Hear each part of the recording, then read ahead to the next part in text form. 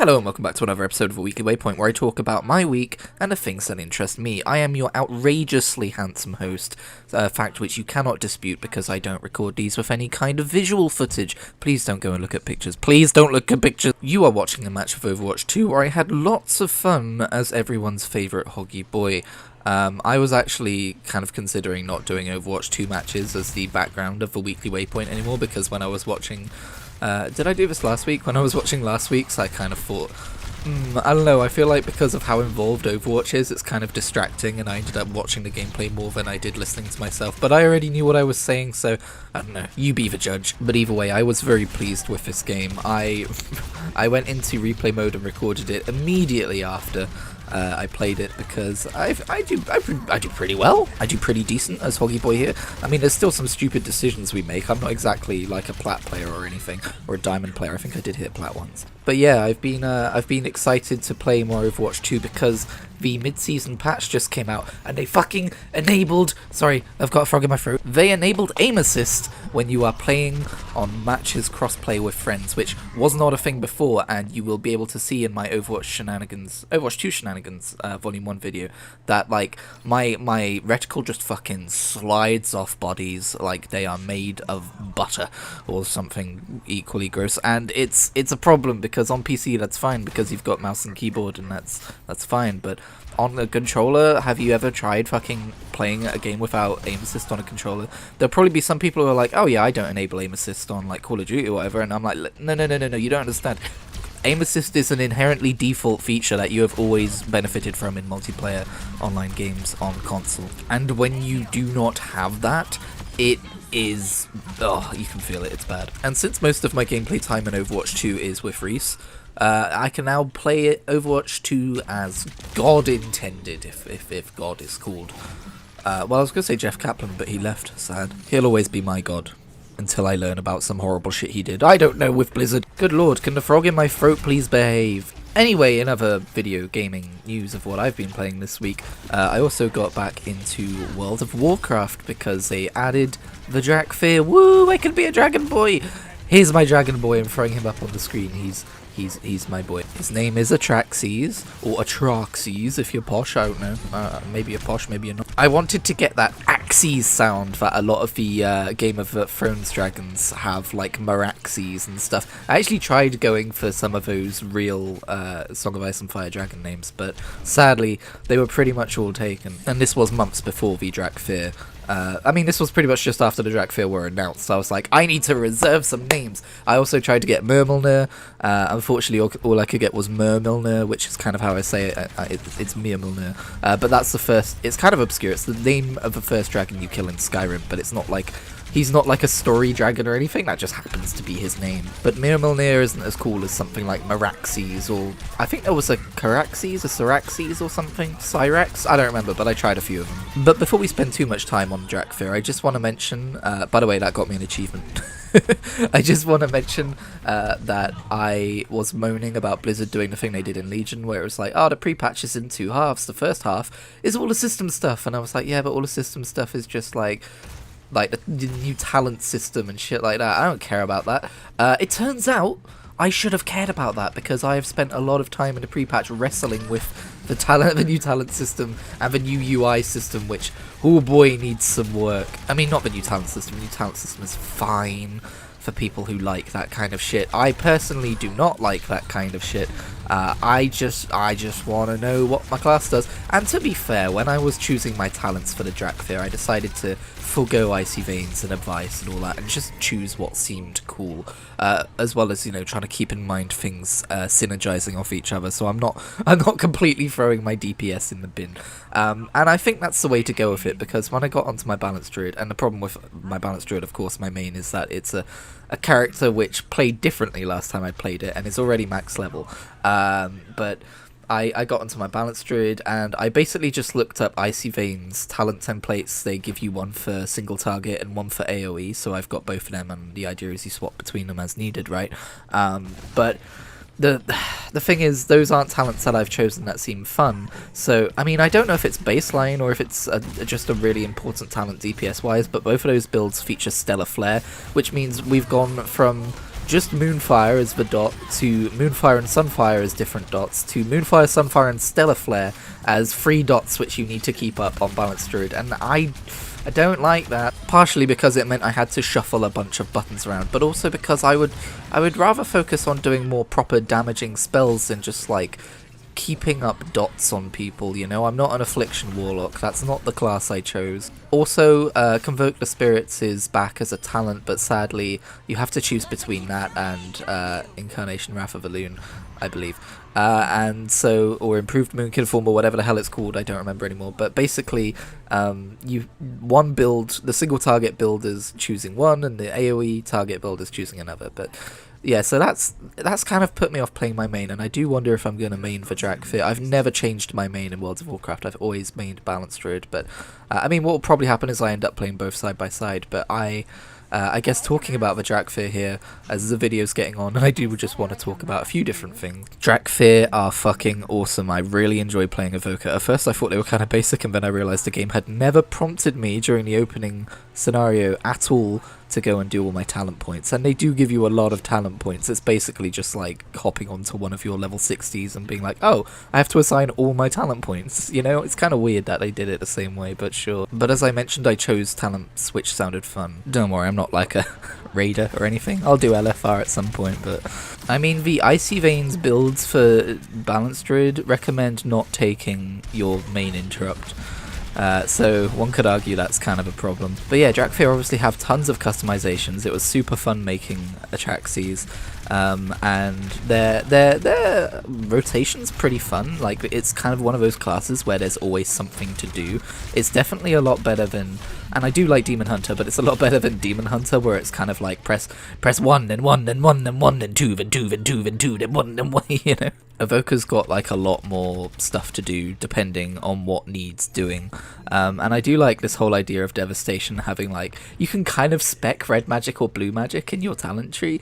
Like, it's not an actual specialization, but you can kind of go all red magic or all blue magic. I kind of did a mix of both. Also, Soaring as a Drakfir is a fun preview of what dragon riding is going to be like. At one point I flew all the way from the Blasted Lands to the Stormwind docks, which may not sound impressive if you don't know what dragon or soaring or dragon riding is like, but basically it's more physics based, and you get to, as a Drakfir for soaring, you get to flap high up once and boost twice, and you do lose momentum after a while. It's kind of like enhanced gliding in a weird way, but it's just been super fun to soar around Azeroth, and you know, it's not like completely game changing, but it is a lot more fun than just flying. And basically this pre-patch, I'm always excited for a new WoW expansion, right? But like, my fires of hype were kind of like dwindling for Dragonflight. I think it will probably be better than Shadowlands. And it does look cool, and like, I am in on the themes, unlike BFA. The main thing that was killing my hype for Dragonflight really was I wasn't sure if I'd be able to run it or fit it on my disc.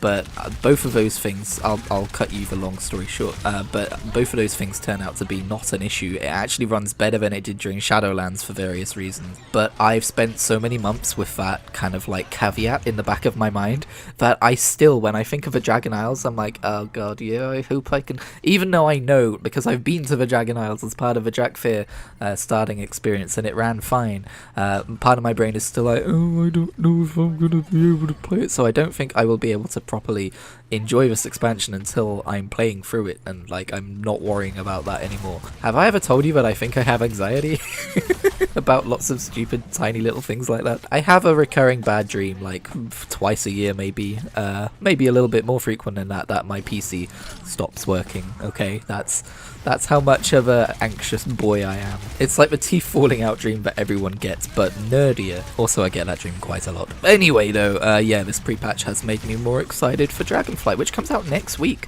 Sadly, my week off is like the week after that, but at least I'll have some time off around launch, right? And I should be able to play it on the Monday night. Unfortunately, I'm doing overtime super early on Monday morning, so I'll be fucking dead. Maybe I'll have a nap in the middle of the day. I don't think I'm going to stream me playing through launch night. I don't know, because when you stream, it's always like, you're not quite as present with what's happening in the game, but you know, maybe I will. Maybe I will for like a smaller bit up until launch, and then I'll be like, okay, the game's come out, I'm gonna go play it now, bye. Or maybe I'll stream my second playthrough of the leveling experience on my Drakfir or my Balanced Druid, depending on which I decide to play first. Also, I'm just now realising that I spoke about the first phase of Prepatch last week.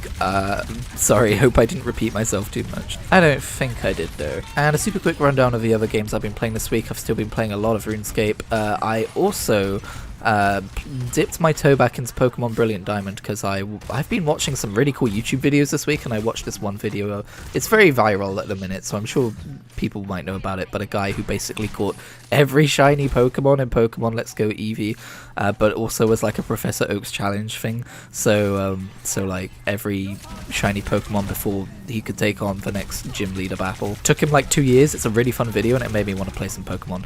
Scarlet and Violet are out, but I can't really afford them this month, and I don't really think that the way they perform is going to help me enjoy the games as much as I could. So there is a little bit of FOMO, but I'm not too fussed about picking it up right away. I also gave Pentiment a shot, and that's something which I want to give more time to. It's on Game Pass, and for someone who's fascinated with history, it's really, really interesting and fun, and I should be playing more of it. At this point, I think I've spent more time thinking about my time in Pentiment than I have spending time in Pentiment. It does a super great job of showing off the monastic society of the time, or at least, I'm really not an expert of like this time period and how life was, so it's really interesting to see just how much sway religion has over people's way of life and their beliefs, and in my opinion how the ruling class exploit that, and it's super sad to see. I don't think Pentiment's necessarily about that, it just happens to be in Pentiment as like just the way things are, and it's given me some thoughts. I kind of want to write a blog post all about religion now, but I should probably wait on that front, because in my personal life it would come off as an interesting time to write about something like that, because of things happening. Also, it's not all negative opinions about religion, don't worry, I'm not one of those those atheists who's like, I'm smarter than you because I don't believe in God, fuck you. Anyway, one of the last things I want to talk about is the continuous tire fire that is Elon Musk owning Twitter. He's doing such a bang up job, isn't he? People have been experimenting with other social medias which are like Twitter for a while. Hang on, sorry to interrupt, I've just noticed. What the fuck was that May doing? Anyway, sorry, carry on. Some people have gone to Mastodon, some people have gone to Counter Social, but I've been holding off because there's yet to be like a real unilateral push for a different platform. I did try Tumblr for a hot second there, but while I thought like I had lots of opinions that were because I was younger, because your opinions and personality change in time, right? And I didn't really have like any horrible hostile opinions here, don't worry. It was mostly just like Tumblr is very, I don't know how to explain it, it's very hyper, it's very like, the thing that gets me is like the hashtags at the bottom. Hashtag, I can't believe they've done this. Hashtag, I would never hashtag. So yeah, and that's not really how hashtags are supposed to be used. And that sounds like a really stupid opinion to have. But like, it's that kind of thing. And I went back there and my opinions remain. So I'm not really bothering with Tumblr. It's not really for me. Even though I do like the idea of basically like choosing fandoms that you're a part of to follow, because like I think about that sometimes, like should I put a header up where I'm like about this channel, like Doctor Who, Bleach, World of Warcraft, RuneScape, like all these different things that I fixate on at different times that are a part of me. But no, Tumblr didn't work out for yours truly. So one thing I am trying out now, first of all, I'm posting more on Instagram. You can find me on Instagram as Kritigri. I'm posting more to my story, but that is a little bit more personal, for want of a better term, than Twitter. Like I'm less likely to just ramble about World of Warcraft or some other hyperfixation. It's more about my actual life and where I am. Like if I'm going out for a meal with a friend or something, I'll post a picture of my food and be like, oh look. I don't really do that on Twitter, but there's Instagram for that. But then also I'm trying, I'm trying Hive, because I woke up this morning and all the Americans on Twitter were talking about Hive. So Hive is the flavour of the moment, so we're going to try Hive. Please follow me on Hive. I am at Kritigri on Hive. For a while, I should have let Reaper fall. For a while, I will be posting to both accounts. If Twitter dies, I will be moving to Hive for my Twitter-related content. If Twitter survives, I will probably stop posting to Hive, but that's the gambit we're making here. Hive isn't perfect, it loads kind of slow, most people I like aren't on there yet, and I doubt most of my 200 followers are going to follow me over there at all, but, you know, it's an alternative, isn't it? It's store brand Twitter at the moment. Otherwise, you can of course continue to find my various thoughts and updates here on this YouTube channel. So thank you very much for watching this episode of A Weekly Waypoint. This ended very abruptly. I'm going to post my stats as well. I'm going to post a picture of my stats because I was pretty pleased with my stats. But yeah, thank you very much for watching this episode of A Weekly Waypoint, and I will see you next week, back here, same place, same channel, same handsome damn face that you won't ever get to see. Never. Don't look it up.